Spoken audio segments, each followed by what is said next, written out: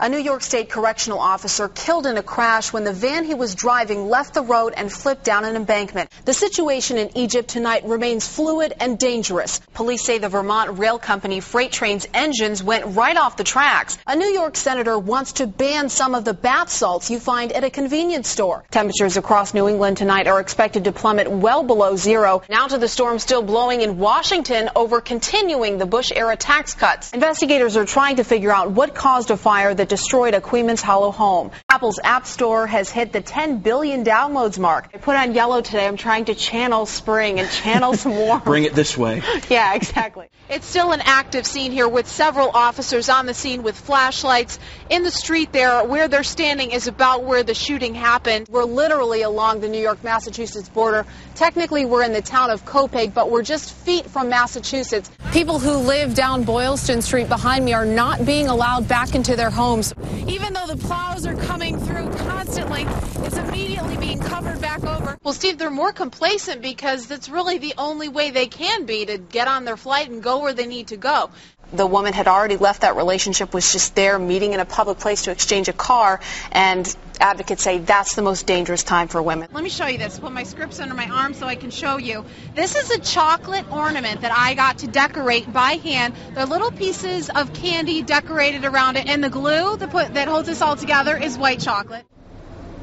Hi, Elisa. Well, we are just outside the train station where the shooting happened behind me earlier this afternoon. It's still an active scene here with several officers on the scene with flashlights. In the street there, where they're standing is about where the shooting happened. And as you can see, they're still out here late into the night gathering evidence. There are 3 people dead tonight. One of them, one of their own, a 44-year-old officer who has a long history of service with the Poughkeepsie Police Department. And tonight, the whole community is in shock. And today is the worst day our city has seen in perhaps our history. The city is stunned that one of their finest took a bullet to the head in a public shootout. It started just after 1. An officer a block away responded to a report of shots fired in the parking lot behind the train station. He came upon a suspect leaving the scene with a child in his arms. The cop confronted the man and took the 3-year-old as other officers closed in. Another confrontation with the subject happened with multiple officers. During that confrontation, one officer, who's approximately age 43, was shot. The 18-year veteran of the Poughkeepsie Police Department immediately went into surgery. In the chaos, the gunman and his wife, who was sitting in a parked car, were shot and killed. We don't know if it was another officer's gun or his own gun. The shootout was over in 5 minutes. By then, police agencies were everywhere. Surrounding streets were shut down. Got off the train about 2 minutes ago and to this. Anne-Marie Schultz lives just 2 blocks from the scene. She's worried for all the officers. They've been fantastic. They always they come in my development, they're checking us out, making sure we're okay. And this is absolutely devastating. I can't believe what has happened. I can only ask that you keep the officers and their families in your thoughts and prayers. There's still a lot of questions tonight about exactly who shot whom, and hopefully police will be clearing some of that up at a briefing they've scheduled for tomorrow afternoon at 12 o'clock at City Hall. Live in Poughkeepsie, Marie Luby, News 10.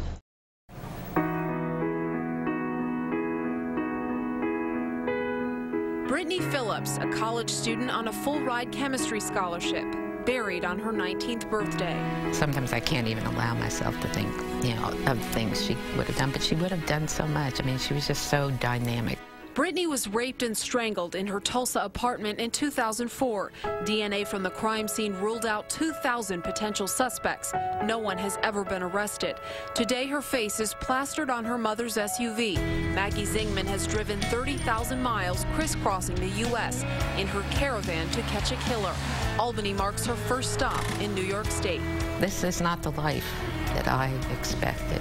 Doing the caravans somehow makes me feel like she's beside me. In her search for the killer, Zingman has become an advocate to change DNA testing laws everywhere, New York included. A bill introduced by Senator Jeffrey Klein would require taking DNA samples from anyone arrested for a felony. Current law allows for DNA collection only after a conviction. They may be arrested 1 or 2 times before they're actually convicted. That means if you take that DNA upon arrest, you could prevent crimes. But New York Civil Liberties Union director says that's a myth. Melanie Trimble says Klein's bill opens a Pandora's box of privacy invasions. We tend to not think that any errors can happen with DNA collection or analysis, and yet it can. It's not worth the risk to innocent people whose DNA may be stored. Zingman feels the risk to the killer's other potential victims is far greater. This can be your daughter. This is the girl next door. This can happen to anyone, and if the laws don't change, it will. Nearly 24 states already have DNA upon arrest laws. The New York Civil Liberties Union says it would overload the state's DNA database, causing even more mistakes in testing. This report by an Albany attorney concludes there's no legal basis to remove Supervisor Tom Murray from office over his use of the N-word in reference to Martin Luther King Jr. Day. That holiday, Martin Luther Day. We went to Murray's car dealership for a comment after someone here hung up when I called. I called earlier at this number and someone told me I had the wrong number. Was that you? Yes. Did you ask for Yorty? No, I asked for Tom Murray. Oh, okay. I couldn't understand you. I said Supervisor Murray. Murray told me he had to get to a meeting and would email me a comment. Can you tell us anything on camera real quick while we're here? Can't you understand what I'm telling you? Well, we'd like to get a comment from you on camera. I'm not going to be late for my meetings. I still have my job to do. I think everything's gone far enough here. Before he left, Murray gave me this parting advice. When you talk on the phone, try to enunciate better. I said I asked for Supervisor Tom Murray. Nope. And then you hung up on me when I started to ask another question to clarify. You need to talk clear on the phone. I'd be glad to play the message for you. All right, I'll wait for your comment. Murray's reaction comes as a newly formed anti-bias committee drafts new town policy on discrimination, a recommendation in the report. Committee members like Susan Spivak say while most locals are fair-minded and friendly, Murray's comment has tarred their reputation. It doesn't take very many people to give a whole group of people who are being targeted the feeling that this is not a welcoming community. Concerned Citizens of Cobleskill member Dave Keenan says his group has yet to discuss the report, but he is personally renewing his call for Murray to resign. Mr. Murray has said to me personally that he will apologize once this report comes out, so I'm waiting to hear a public apology. That would be welcome. As of my deadline for this story, I did not receive an emailed statement from Murray. The new mayor and attorney who compiled the report politely declined comment. Cobleskill officials are expected to adopt a new anti-bias policy this fall. A Hudson family, the first to which News 10 will pay weekly tribute in a new series every Friday in this time slot. A local Marine father suggested the concept. In light of the recent deaths of several service members from the Capital Region, News 10 decided to honor the troops and their devoted loved ones. Tonight we present you with a 20-year-old Marine corporal now on his second deployment. A Hudson High School grad among these recruits bound for boot camp in 2008. The way I look at it, it's kind of like if there's a bunch of people that jumped on you and just started beating you up, would you ask for help? I would believe so. That's what we're here for. We're here to help and to serve and protect. Marine Lance Corporal Sean Allen Jr. shipped off to Afghanistan last year in Operation Enduring Freedom. He came home just in time for Christmas, back into the arms of his family fortress.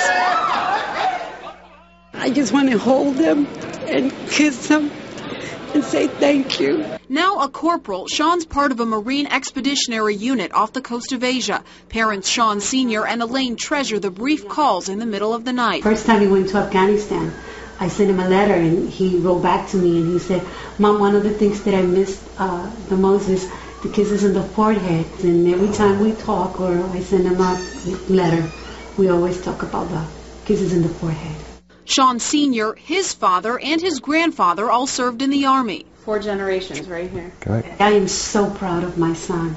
Pride tempers their pain of separation. One thing he always says is, Dad, he said, listen, I love the family, miss the family, but one of the most interesting parts is that now I'm with a band of brothers. Watching him grow up fast gave Sean's 16-year-old sister a different perspective. It opens my eyes to realize that there are many people risking their lives every day for us, and we do take it for granted. To their son at sea, the Allens share this message. Papa, I love you. Mami te quiere. Keep your head in the Bible, and God bless. And if you have a loved one currently serving or retired from any branch of the military, we want to hear from you. Send me your story and contact information for our Family Fortress tributes. You can email me.